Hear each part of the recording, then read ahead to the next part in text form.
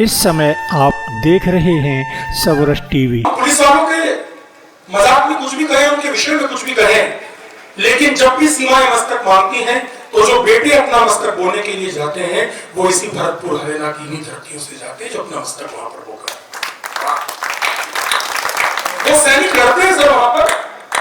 काल के कपाल पर क्रूरता की कालिमाएं भोर में उठे तो फिर शाम नहीं होती है। हमारे बीच पुलिस के प्रतिनिधि वो चले गए।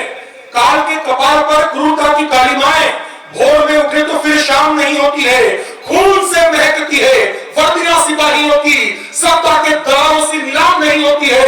तो इनकी शहादतों पे प्रश्न ना उठाइएगा, शहादत सैनिकों की आम नहीं होती है।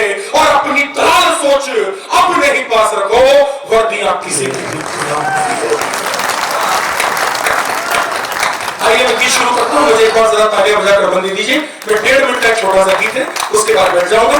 बहुत ज्यादा आपके प्राण नहीं पियूंगा, 1.5 मिनट का छोटा सा गीत सुनेगा। ज्यादा प्राण पीने का बाबूजी आप तो अच्छे बैठे। एक बार कभी लंबी सुनाई थी तो आप जैसे कोई अतिथि थे, उस दिन मुख्य अतिथि थे, वो कुल 95 वर्ष के थे, कभी ने सुनाई तो चल बस। तो अच्छा हुआ कि आज आपने कोई मुख्य अतिथि नहीं बनाया है। सुने शुरू करता हूँ। थोड़ा सा इसका इको बढ़ा देना भैया, हल्का सा, इसकी आवाज शांत कर देना। कि प्राण जिनने दिए हैं वतन के लिए, प्राण जिनने दिए हैं वतन के लिए, प्राण जिनने दिए हैं वतन के लिए, शब्द छोटे हैं उनको नमन के लिए। प्राण जिनने दिए हैं वतन के लिए, शब्द छोटे हैं उनको नमन के लिए। जिनने सीने पे खाई कई गोलियां, बर्फ की चोटियों में दफन हो गए। शीश चाहे कटाया झुकाया नहीं, जोधा पर गिरे और गगन हो गए। जिनने पाया तिरंगा कफन के लिए, जिनने पाया तिरंगा कफन के लिए, शब्द छोटे हैं उनको नमन के लिए। प्राण जिनने दिए हैं वतन के लिए। एक बच्ची है, उसका पति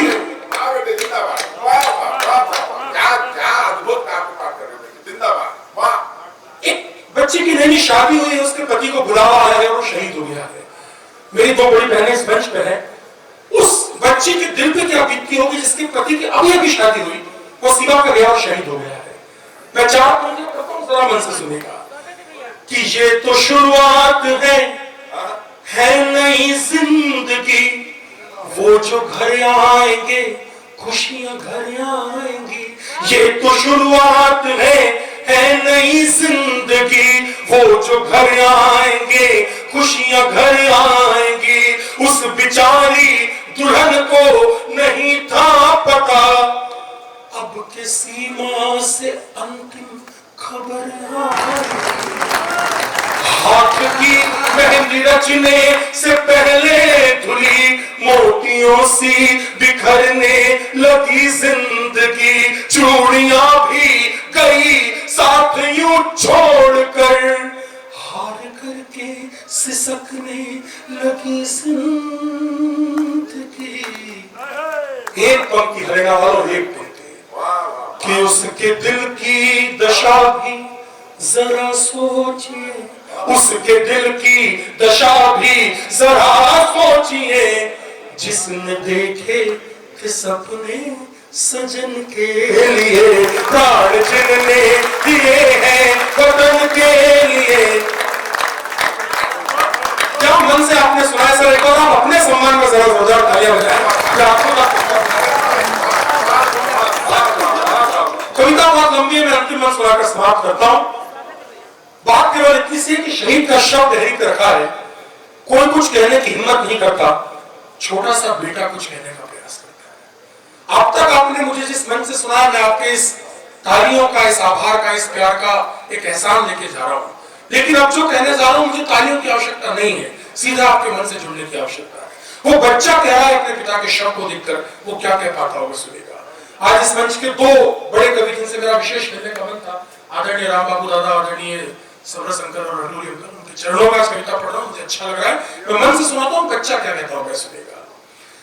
कि पापा कहते थे जल्दी से घर आऊंगा, पर वो आए नहीं, कितने झूठे हैं मां। पापा कहते थे जल्दी से घर आऊंगा, पर वो आए नहीं, कितने झूठे हैं मां। अब जो आए तो कुछ बोलते क्यों नहीं, अपने बेटे से इतने क्यों रूठे हैं मां।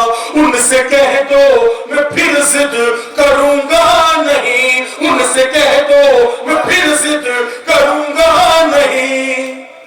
अपनी गोदी में फिर से उठा ले मुझे, उनसे कह दो मैं जिद करूंगा नहीं। अपनी गोदी में फिर से उठा ले मुझे, कुछ नहीं चाहिए, कुछ नहीं चाहिए, सिर्फ ये चाहिए, उठ के अपने गले से लगा ले।